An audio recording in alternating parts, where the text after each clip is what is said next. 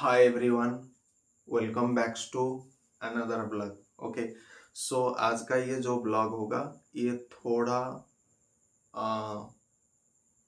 मैं कह सकता हूँ हिंदी में होगा, ओडिया में होगा एंड इंग्लिश में भी हो सकता है। तो हिंदी इंग्लिश ओडिया वाला ब्लॉग होगा, ठीक है। कहीं कहीं बार ओडिया इंग्लिश हम इतना यूज नहीं करेंगे, हिंदी हिंदी ज़्यादा हो सकता है एंड ओडिया थोड़ा बहुत हो सकता है, क्योंकि मैं उड़ीसा से बिलोंग कर रहा हूँ। तो शुरू करते हैं। आज कुछ ऐसा कहानी समझाऊंगा ना, मुझे कई बार एक विचित्र हंसी आती है।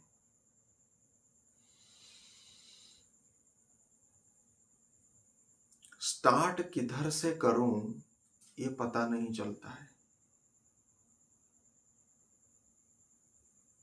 लेकिन करना तो पड़ेगा, कहीं ना कहीं से तो करना पड़ेगा। तो करते हैं आज स्टार्ट। आज एक गप गपेंगे, ठीक है।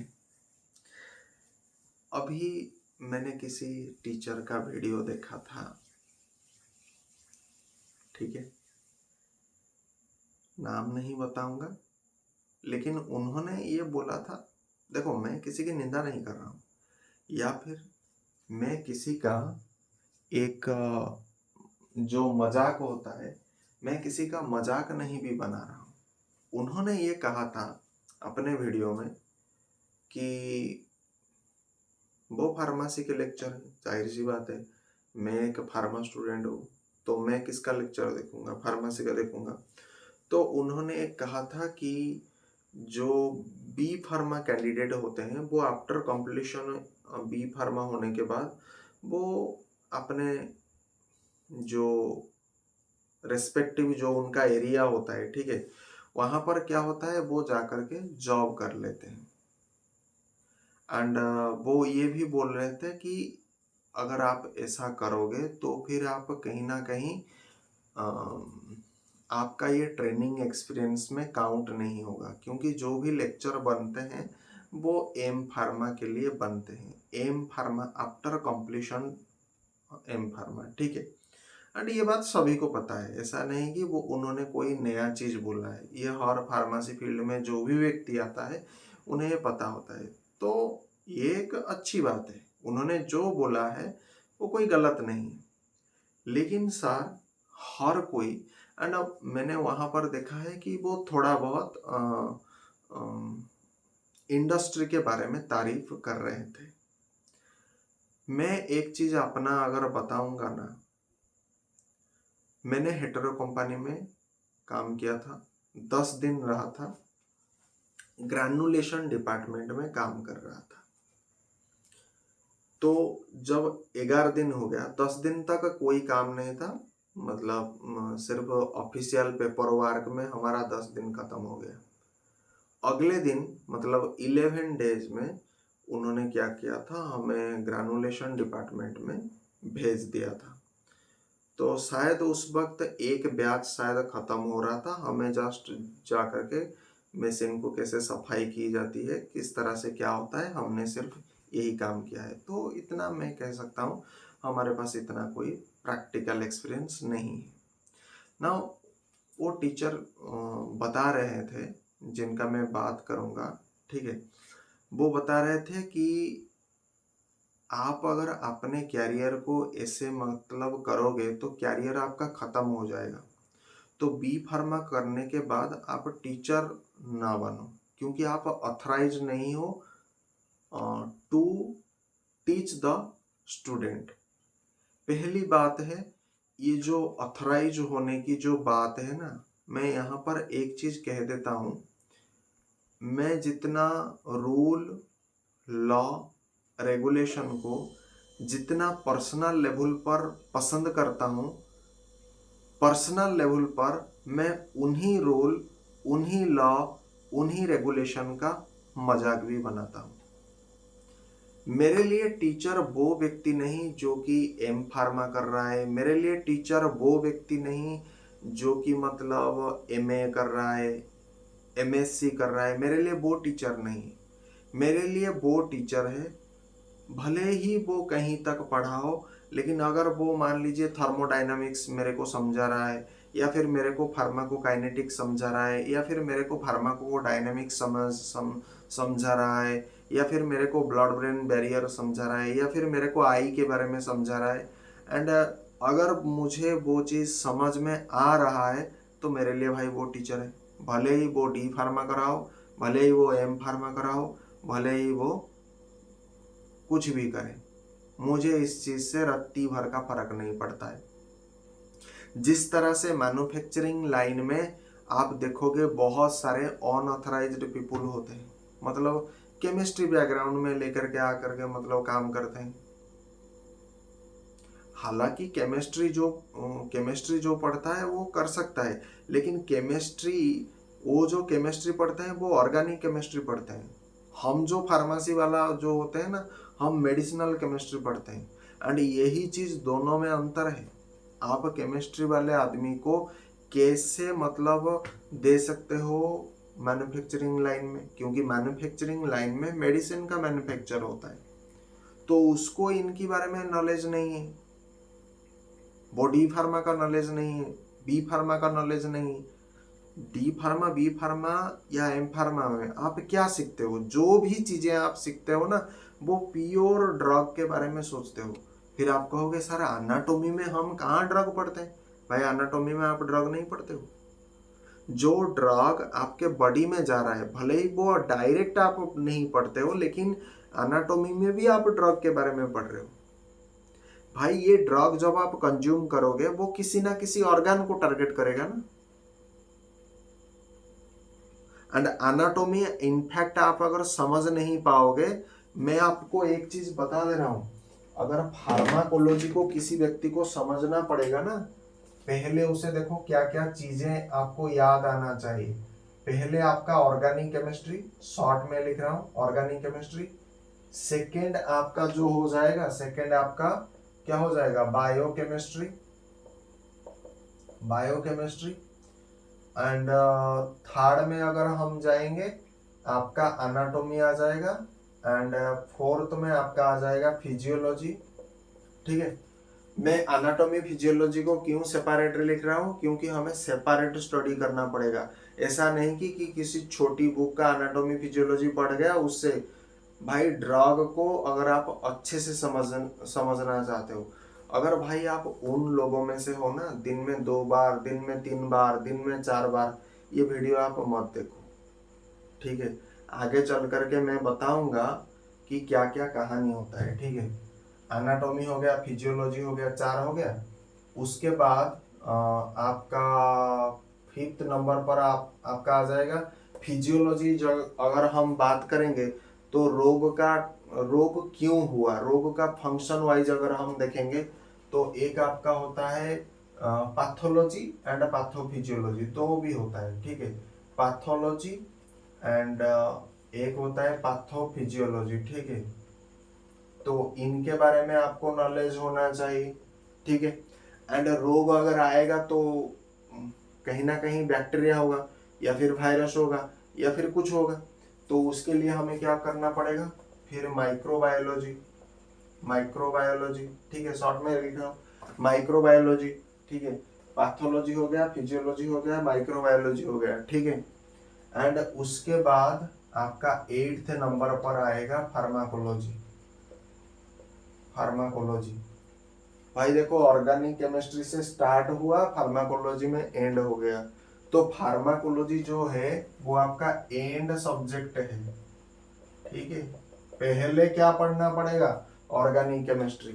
एंड यहाँ पर और एक चीज मैंने मेंशन करना भूल गया, बायोकेमिस्ट्री के बाद, क्योंकि आप ड्रग केमिकल नेचर का होता है तो आपको मेडिसिनल केमिस्ट्री भी पढ़ना पड़ेगा। तो ऑर्गेनिक केमिस्ट्री के बाद यहाँ पर और एक स्टेप मैंने ओमिट कर दिया, तो उस स्टेप को हम 2 अगर देंगे तो मेडिसिनल केमिस्ट्री। ठीक है, मेडिसिनल केमिस्ट्री, इसके बारे में भी आपको जानकारी रहना चाहिए। ठीक है, एंड उसके बाद आप आओगे फार्माकोलॉजी।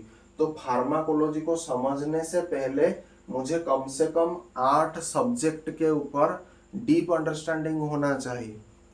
एंड और एक चीज भी इम्पोर्टेंट हो जाता है फार्माकोलॉजी को थोड़ा बहुत और इंटरेस्टिंग बनाने के लिए, आपका फार्मास्यूटिक्स भी थोड़ा बहुत रोल प्ले करता है, ठीक है। मतलब वहां पर बहुत सारे होता है ना, सिरप, फॉर्मुलेशन, ये सब कहीं ना कहीं थोड़ा बहुत होता है, ठीक है। वैसे तो आप अगर कहोगे तो पूरा बी फार्मा का सिलेबस ही आपका हो जाएगा, ठीक है। लेकिन फार्मास्यूटिक्स इतना नहीं, लेकिन करता है। और एक चीज आपको होता है थोड़ा, अगर आप उसे फार्माकोलॉजी को और इंटरेस्टिंग बनाना चाहते हो तो फार्मास्यूटिकल एनालिसिस भी यहाँ पर इंपॉर्टेंट रोल प्ले करता है। वैसे तो हर एक सब्जेक्ट एक दूसरे के साथ कहीं ना कहीं इंटरलिंक होता है, ये दोनों इतना नहीं है, लेकिन ये ज्यादा इंपॉर्टेंट है। आपका ऑर्गेनिक केमिस्ट्री इतना रोल नहीं प्ले करता है, लेकिन बायोकेमिस्ट्री को समझने के लिए एंड मेडिसिनल केमिस्ट्री को समझने के लिए ऑर्गेनिक केमिस्ट्री का आपके पास जानकारी होना चाहिए। बिना ऑर्गेनिक केमिस्ट्री, अगर आप ऑर्गेनिक केमिस्ट्री कुछ नहीं जानते हो ना, तो आप फार्माकोलॉजी समझ नहीं पाओगे। क्योंकि जब आप फार्माकोलॉजी समझोगे, जैसे कि मैंने जीपीसीआर की बात की, जीपीसीआर में क्या होता है, आप सेल सिग्नलिंग, सेल ट्रांसडक्शन, ये अगर चीजें समझना चाहोगे तो कहीं ना कहीं बायोकेमिस्ट्री आपको आना चाहिए, फिजियोलॉजी आपको आना चाहिए, तब जाकर के कहीं आप फार्माकोलॉजी समझ पाओगे। मतलब इतना इंटरलिंक है, इसीलिए सर फार्माकोलॉजी इतना कष्ट लगता है ना। ये तो एक ब्लॉग है, तो हम यहाँ पर ज़्यादा कुछ पढ़ाई का बारे में डिस्कशन नहीं करेंगे। हाँ, हमने कहाँ पर थे, एक टीचर की बात चल रहा था, उन्होंने ये सब चीज़ें बताया, ठीक है ना। जब उन्होंने ये सब चीज़ें बताया तो उन्होंने कहा था कि आजकल के जितने भी बी फार्मा पढ़े लिखे जो होते हैं, वो after passing out the B pharma वो छोटे मोटे कॉलेज में जा कर के, डी फार्मा कॉलेज में जा कर के टीचर कर लेते हैं। एंड उनका कोई मतलब टीचिंग एक्सपीरियंस काउंट नहीं होता है, क्योंकि टीचिंग एक्सपीरियंस काउंट होता है आपका एम फार्मा करने के बाद। एंड उन्होंने बात किया था कि इसी के ऊपर कंट्रोल रेगुलेशन होना चाहिए। मैं हमेशा कंट्रोल रेगुलेशन को सपोर्ट करता हूँ। देखो, मैं एक ऐसे आदमी हूँ जो लॉ को मानता भी है एंड नहीं भी मानता है। मैंने कई बार देखा है कुछ ऐसे व्यक्ति होते हैं जो बहुत प्रैक्टिकल फील्ड में सुपेरियर होते हैं, लेकिन थियोरिटिकल नॉलेज के मामले में बहुत कमज़ोर होते हैं, इतना कमज़ोर कि उन्हें कुछ पता नहीं होता है। तो मैं इस चीज़ का विरोधी हूँ।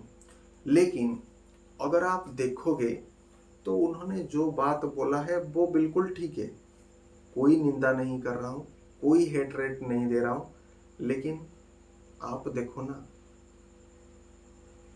मेरा अगर पर्सनल बिलीव देखोगे ना, मेरे साथ ऑलरेडी ये हो चुका है। मैंने अपना 10th सर्टिफिकेट हेटेरो फार्मास्यूटिकल जो कंपनी है, ठीक है, वहाँ पर मेरा 10th original certificate with marksheet वाला जो होता है ऑलरेडी हेटेरो के पास है। एंड मैंने जब 11th डे पर, मैंने बताया था ना 10 डेज सिर्फ ऑफिशियल कागज पत्र लग गया। 11th जो डे में हमको भेजा गया था, वहाँ पर मैंने मुश्किल से 5 या 10 सेकंड रहा होगा, 2-3 मार्क्स लगाया, गाउन्स भी पहना, इतना मतलब डस्ट आया, मतलब ऐसे सू सू सू सू करके आवाज़ आ रहा था। मतलब जैसे ही हमें इनहेल एक्सेल करेंगे ना, हमें आपको अपने पार्टी में पूरा फील होगा भाई पाउडर। इसीलिए मैं कहता हूँ जिन बच्चों के लिए मैं आज एक कैरियर गाइडेंस देना चाहता हूँ, अगर आपको पाउडर से एलर्जी है, अगर आप सोचो 10 सेकंड की मैं बात कर रहा हूँ, मुश्किल से 5 सेकंड मैंने वहां पर कैलकुलेट सारा चीज कर लिया कि साला 10 सेकंड में इतना पाउडर जा रहा है। एंड ये पाउडर तो केमिकल होगा, जाहिर सी बात है केमिकल होगा, क्योंकि जितने भी ड्रग है अधिकांश ड्रग केमिकल इन ओरिजिन होता है। तो अगर ये केमिकल है और 10 सेकंड में 2-3 मार्क्स लगाने के बाद, गाउन्स लगाने के बाद, ग्रानुलेशन डिपार्टमेंट में अगर इतना चीज मैं इनहेल कर रहा हूं, तो मेरा वर्किंग लाइफ 8 घंटा है। तो सोचो 8 घंटे में मैं कितना इनहेल करूंगा पाउडर को। आप समझ रहे हो? एंड जो सीनियर होते हैं वो जूनियर को और भी ज्यादा काम कराते हैं। तो सोचो, अधिक वर्क अगर आप करोगे तो कितना पाउडर का कंज्यूम करोगे, भाई आपका जीवन नर्क बन जाएगा। लोग मजबूरी में काम करते हैं। मैं हमेशा कहता हूँ भाई, भले ही कम पैसा मिले लेकिन अच्छा स्वास्थ्य मिलना चाहिए, ये हमारा मोटो है। एंड नो डाउट, देखो, और एक चीज मैं पसंद नहीं करता हूँ, जितने भी बड़े बड़े सेक्टर है, जितने भी बड़े बड़े एमएनसी कंपनी जो होते हैं, वहां पर क्या होता है, भाई आप क्यों किसको, अच्छा 3 साल का एग्रीमेंट होता है, उन्होंने हमसे 3 साल का एग्रीमेंट मतलब करा था। एंड हमने मतलब उनका प्राइस टैग ऐसे होता है कि अगर आप 3 साल के अंदर मान लीजिए एक डे वाइज मेंशन रहेगा, आप अगर वो चीज़ टर्मिनेट कर देते हो ना, तो आपका सर्टिफिकेट उनके पास ओरिजिनल रहेगा। क्योंकि जब तक आप कहोगे ओरिजिनल सर्टिफिकेट हम नहीं देंगे, कैसे नहीं दोगे, अगर नहीं दोगे वो जॉब में नहीं रखेंगे, तो ये तो कॉमन सी बात है। तो अच्छा, ये और किसी कंपनी के साथ होता है नहीं होता है, ये इसका मुझे जानकारी नहीं है, लेकिन स्पेसिफिकली हेटेरो कंपनी के साथ ऐसा होता है, हेटेरो कंपनी आपसे लेती हुई है, ठीक है। नाउ एंड हमने एक थर्ड पार्टी एजेंसी के माध्यम से लिया था, मतलब हमें जो पैसा दिए देखा, वो क्रॉक्स मैनेजमेंट ऐसा कुछ सिस्टम रहता है, ठीक है, उसी के आधार पर मुझे मिलता था न, पैसा मिलता था ना। हुआ क्या कि जो 11th जो डे था, उस दिन मैंने सिर्फ 10 सेकंड या 5 सेकंड तक वहाँ पर सरवाइव कर पाया। एंड मैंने बोला कि मैं इसका मतलब जॉब करने के लिए लायक नहीं हूँ, मैं ये छोड़ना चाहता हूँ। भाई 10 सेकंड में अगर इतना डस्ट पार्टिकल अगर मेरे अंदर शरीर में जाएगा, तो मैं यहाँ 8 घंटा काम करूँगा, कैसे करूँगा? और इतना 2-3 मास्क था और गाउन्स भी था, मतलब उसके बाद ये सब हो रहा था। तो मैंने तुरंत क्या किया, जैसे ही टर्मिनेट कर दिया, जॉब छोड़ दिया, तो मैंने बोला मेरा सर्टिफिकेट दे दो। उसने बोला कैसे सर्टिफिकेट दे देंगे, भाई तुमने इतने दिन के अंदर ये किया है, जाओ लेकर के 30,000 ऐसा कुछ 30 या 30,000 लेकर के आओ। सोचो, हमारा स्टेट है उड़ीसा, हम खुद अपने पैसे से जाएंगे, टिकट करेंगे, ट्रेन में बैठेंगे और जाएंगे हैदराबाद। साला तुम तो हमको कोई निमंत्रण नहीं दिया था, हमने अपने तरफ से गया था, हम सब कुछ खर्च करेंगे, और ऊपर से इन कॉरपोरेटर का जो मनमानी है वो चलता है। आप कहोगे सर हमारे साथ तो ऐसा नहीं होता है, भाई आपके साथ अगर नहीं होता है तो ये वेल एंड गुड, हम ये नहीं कह रहे, लेकिन मेरा ये मानना है अगर किसी एक के साथ अगर ये हो रहा है तो ये कैलकुलेट करने वाला बात है। क्योंकि जिसके साथ होता है ना, भाई मेरा 10th का सर्टिफिकेट ले लिया, अब मेरे को भाई 33,000 क्यों खर्च करना चाहिए, मैंने डुप्लीकेट बना लिया अपना 10th सर्टिफिकेट। भाई ये चीज होता है। मैं आज के डेट में ये, भाई जो सार आप, एक बात है, ये जितने भी टीचर हैं ना, मैं आज उनको एक बात कहूँगा, आप थोड़ा खान सर को फॉलो करिए, तब आपको पता चलेगा इस देश का जो स्टूडेंट होते हैं। एक्चुअली खान सर ने एक बात कही थी जो मुझे पसंद लगा। उन्होंने बोला कि जितने भी आजकल के टीचर होते हैं वो क्या करते हैं, अपनी ज्ञान को स्टूडेंट के सामने दिखाते हैं कि हम कितना ज्ञानी हैं। भाई स्टूडेंट को आपकी ज्ञान से कोई मतलब नहीं है। हाँ, हम यहाँ पढ़ने आ रहे हैं, कोई इंजीनियर के लिए आ रहा है, कोई डॉक्टर के लिए आ रहा है, तो हमें ज्ञान से मतलब ही है। और जब ज्ञान से मतलब होगा तो हम सार से मतलब होगा। तो हम तो चाहेंगे कि हमें पढ़ाने वाला ज्ञानी हो, ये हम चाहेंगे, लेकिन हम ये नहीं चाहेंगे कि आप हमारे सामने ज्ञान का प्रदर्शन करो। इसका मतलब क्या है? मतलब इसका ये मतलब है कि आप अगर हमें ज्ञान दिखा रहे हो और आप जो बोल रहे हो अगर वो हम समझ नहीं पा रहे हैं, तो आप काहे को गुरु? एक गुरु का सामर्थ्य क्या होता है? आप जो चीज पढ़ाओ वो सामने वाले को समझ में आ जाए। अगर सामने वाला अगर समझ नहीं पा रहा है तो आप घंटा गुरु। तो यहां पर मैं गुरु की निंदा भी नहीं कर रहा हूं, लेकिन एक चीज बोल रहा हूं भाई, आज हम एक चीज, एक इसी देश की एक निंदा भी करते हैं कि एक बी फार्मा स्टूडेंट का क्या भौकाल है। आप जाकर के किसी भी टीचर को जाकर के पूछिए, वो हमेशा कहेगा सर आजकल के जितने भी बी फार्मा स्टूडेंट हैं ना, मैं हर एक स्टूडेंट की बात नहीं करूंगा क्योंकि हर एक बी फार्मा स्टूडेंट जो होता है उन्हें मैं स्टूडेंट भी नहीं मानता, ठीक है। पढ़ते बहुत हैं लेकिन बनते कुछ कम है, ठीक है। लेकिन जो जो बनते हैं ना, जो बनते हैं उन्हें बनाना भी पड़ता है, ऐसा नहीं। तो आगे चल करके इस टॉपिक पर मैं आपको लिंक करूंगा, ठीक है। तो जो बनते हैं उन्हें बनाया जाता है, जिनके अंदर वो संभावना है कि इनको बनाया जा सकता है। कई बार आपने देखा होगा बड़े बहुत बड़े बड़े साइंटिस्ट होते हैं, उनके अंदर कुछ भी संभावना नहीं था। जैसे कि आपका अल्बर्ट आइंस्टाइन एक महान वैज्ञानिक है, लेकिन इन्हें भी मेमोरी पावर का इशू था, लेकिन ये बन गए साइंटिस्ट। तो मेरा जो कहने का जो अर्थ ये है कि आप किसी को मतलब ऐसा नहीं फिगर देख करके स्टडी कर सकते हो, फेस देख करके स्टडी नहीं कर सकते हो। क्योंकि फेस देख करके अगर स्टडी करोगे तो आज शायद अल्बर्ट आइंस्टाइन बहुत बड़ा साइंटिस्ट नहीं होता। फेस देख करके जो लोग रीडिंग करते हैं ना कि तुम्हारे अंदर ये संभावना है वो संभावना है, ये सब फालतू है। बहुत बड़े बड़े जो लोग हैं वो ऑलरेडी इन चीजों को करके जा चुके हैं, उनके लाइफ में भी यही प्रॉब्लम था। तो मेरा कहने का जो अर्थ है, अगर हम भारत के जगह पर आज चाइना में होते हैं ना, बी फार्मा का भौकाल क्या है हम दुनिया को दिखा देते हैं।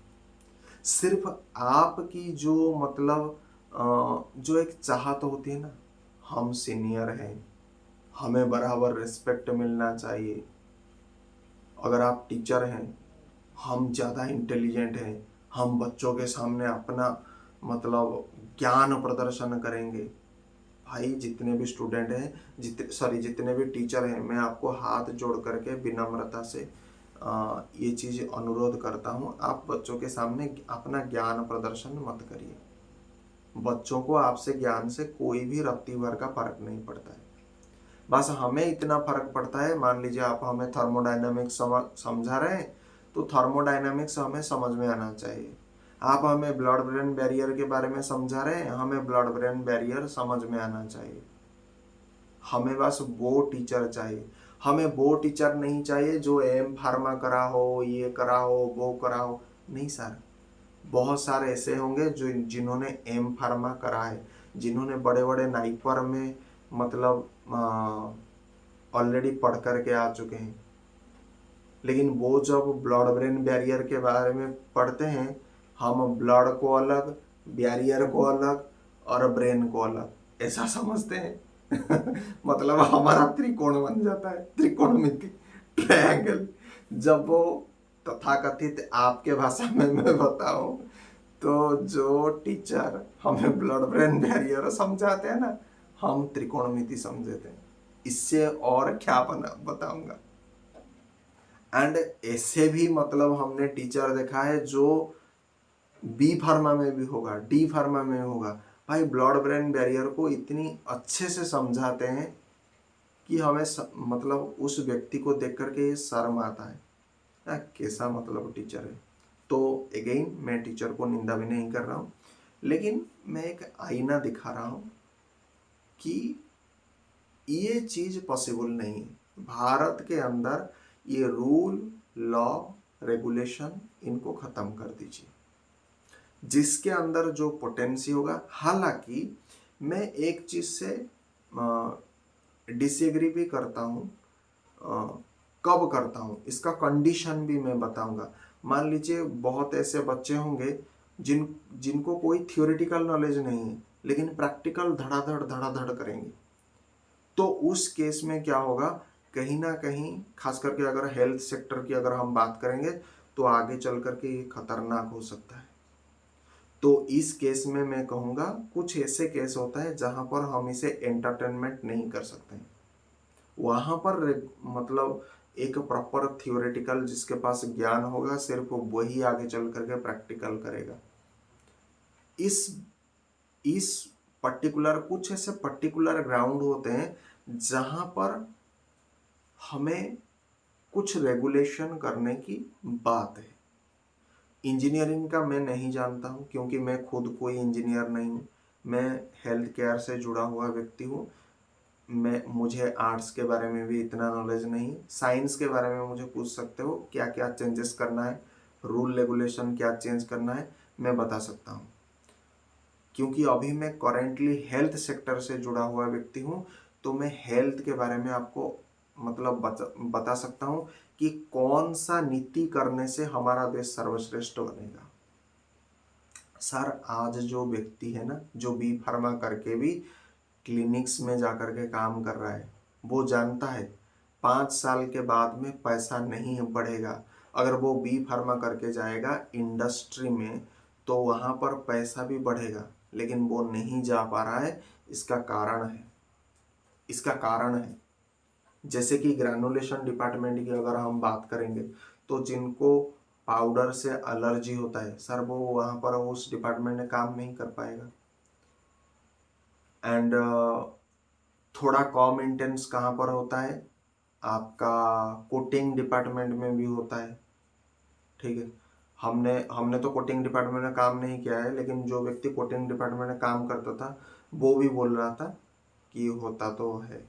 अब होता कितना है वो मैं नहीं जानता हूँ, मैं ग्रैनुलेशन में काम किया हूँ तो मैं बता सकता हूँ। और ग्रैनुलेशन में कितना दिन काम किया हूँ, एक्चुअल अगर प्रैक्टिकल एक्सपीरियंस मेरा कैलकुलेट किया जाएगा 5 या 10 सेकंड, तो 5 या 10 सेकंड में मुझे नाकेदम जैसा फील हो रहा था।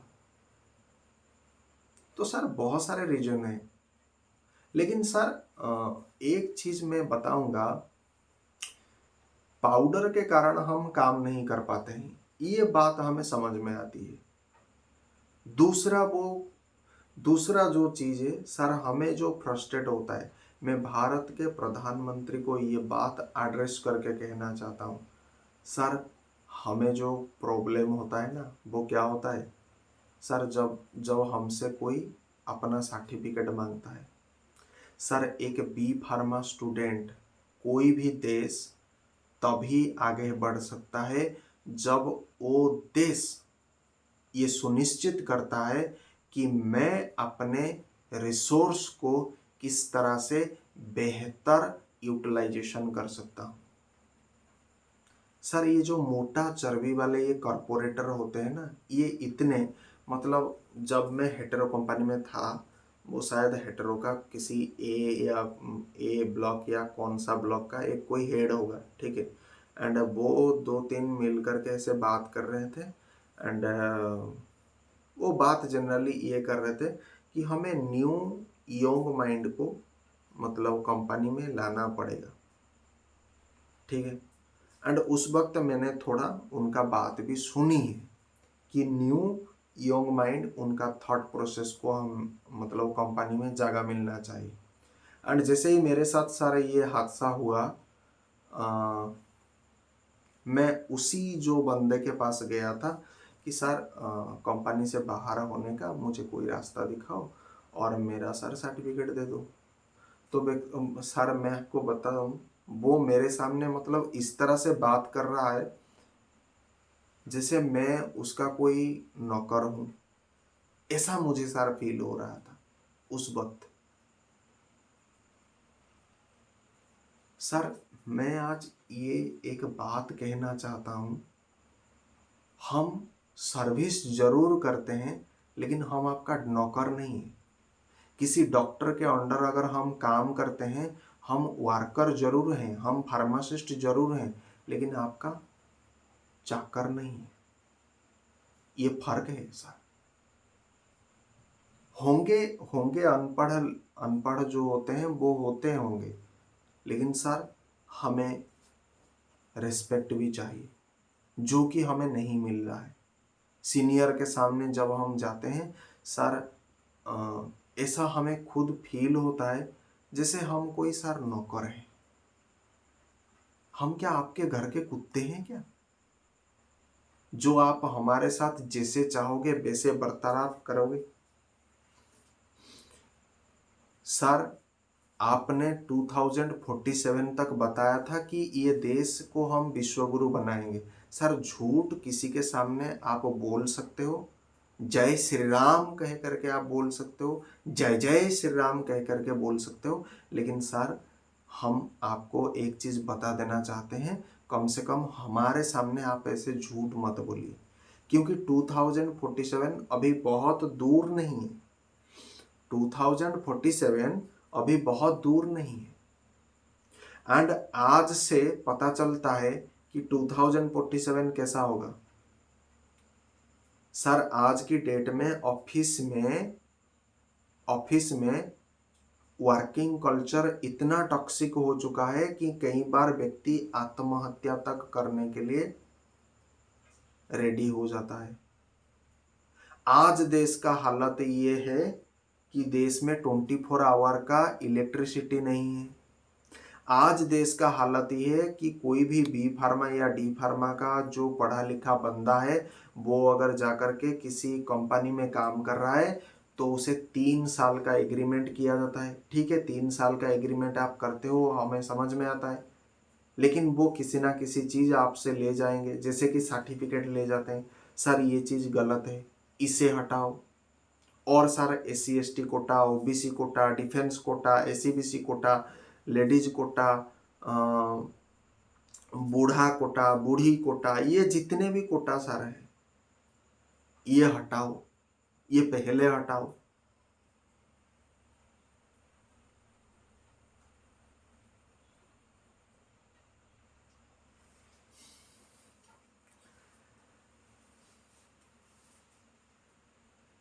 सर मजबूरी है। और सर एक टीचर, उसी टीचर ने बात ये भी कर रहा, मतलब कर रहे थे कि जो जितने भी ये बी फार्मा करते हैं वो क्या होते हैं, चीप अल्टरनेटिव की ओर जा रहे हैं।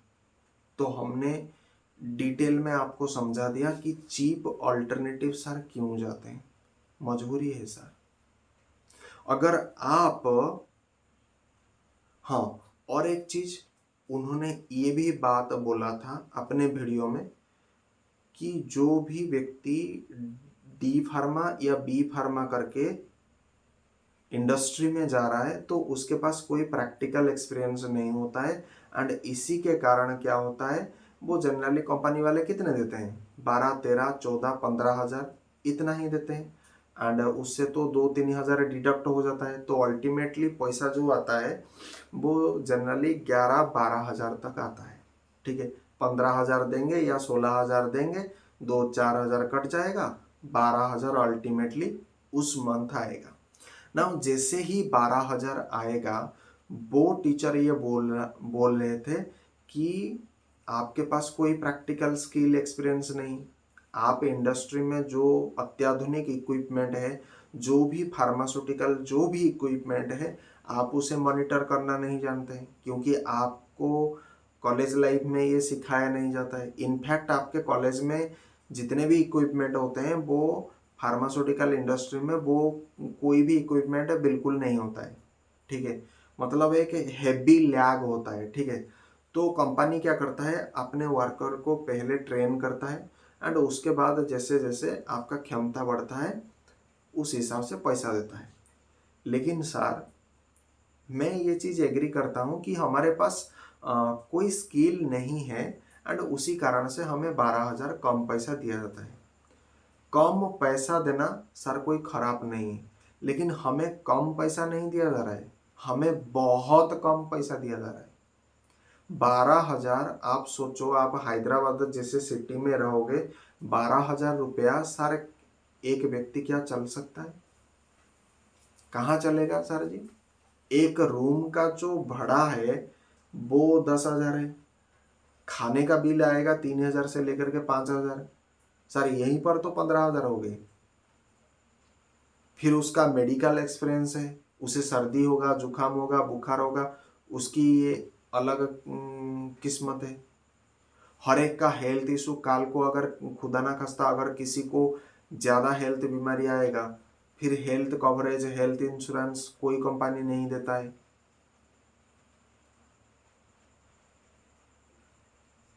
तब व्यक्ति सारा मजबूर बन जाता है।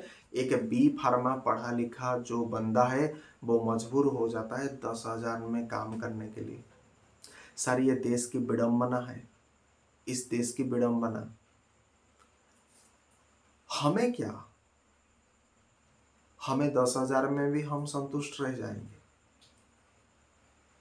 लेकिन सर जो व्यक्ति इस सिस्टम को ड्रिवन कर सकते हैं, जो डायनेमिक, जो बी फार्मा वाले जो माइंड होते हैं, सर मैं उनकी कैपेसिटी को जानता हूं। भले ही हमें कोई एडवांस, जितने भी एडवांस हो, कोई भी इक्विपमेंट हो, हमें उसको चलाने का कोई अनुभव नहीं है। इनफैक्ट हम उसे अपनी जिंदगी में पहली बार अनुभव करेंगे। सर सब कुछ देखो सर, आपको महान बनना है। अब आपको अगर महान बनना है तो जो व्यक्ति इसको ट्रेनिंग के लिए लेकर के आएगा उसको आपको सिखाना पड़ेगा। आप जब आप हमको प्रशिक्षण दोगे तब जाकर के हम आपको मैक्सिमम आउटपुट देंगे। लेकिन आप क्या करते हो, आप सीनियर बन करके जूनियर के ऊपर एक मतलब जो होता है भाईगिरी दिखाते हो, एक अपना सीनियरिटी लेवल को हमारे सामने एक प्रोजेक्ट करते हो। ये सारा गलती लग रहा है। ये बी फार्मा वाले क्या कर सकते हैं सर, एक बार मैं आपको बता दूं, अगर हमें चाइना जैसे देश में, अगर चाइना जैसे देश हमको अगर ग्रहण कर लेगा ना, मैं अपनी बात बताता हूँ, अगर चाइना जैसा देश अगर मुझे ग्रहण कर लेगा ना तो मैं दिखाऊंगा बी फार्मा कर क्या सकता है। ये सर आपसे नहीं होगा। इंडिया हमें बदल नहीं सकता है। इंडिया इनफैक्ट हमारा ट्रू पोटेंशियल नहीं जानता है, लेकिन ये चाइनीज समझ सकते हैं। कोई बात नहीं, आपको प्रैक्टिकल एक्सपीरियंस नहीं है ना, हम आपको प्रैक्टिकल एक्सपीरियंस दे देंगे। थ्योरी में तो हम संभाल लेंगे, फिर देखो कैसे तांडव करेंगे। ये मौका नहीं दे रहे हैं तो फिर चौका कहाँ मारेंगे? क्योंकि सर मैं क्लियरली बता रहा हूं, जिसका एक सर्टिफिकेट जाता है ना, और वो भी ओरिजिनल सर्टिफिकेट, उस व्यक्ति को सर पता होता है कि दोबारा वो मैन्युफैक्चरिंग की लाइन अगर सुनेगा भी ना, उसका पैर काम जाएगा। भाई मैं एक जॉब के लिए काम कर रहा हूं, उस जॉब को मैं कर सकता हूं नहीं कर सकता हूं ये मुझे कैसे पता होगा? क्योंकि सब चीजें मैं नया नया देख रहा हूं, सब चीजें मैं नया नया सुन रहा हूं, सारे टर्मिनोलॉजी नया है, सारे वर्ड नया है, सारे इक्विपमेंट नया है, जिसका नाम अब तक मैंने नहीं जाना, जिसका काम अब तक मैंने नहीं जाना, वो पहली बार देख रहा हूँ, पहली बार कर रहा हूँ। तो सर इससे गलती भी होगा, एंड एक तो मौका नहीं दिया जा रहा है, एंड ऊपर से सर्टिफिकेट जैसा चीजें बंधक बना करके रखा जाता है। कोई व्यक्ति कैसे काम करेगा, कैसे काम करेगा? थोड़ा सा रूल को, रेगुलेशन को हटा दो हमारे लिए, फिर आप देखोगे बी फार्मा वाले करते क्या है। आपको पता नहीं है सर बी फार्मा वाले करते क्या है, हम आपको बताएंगे, थोड़ा सिखा दो।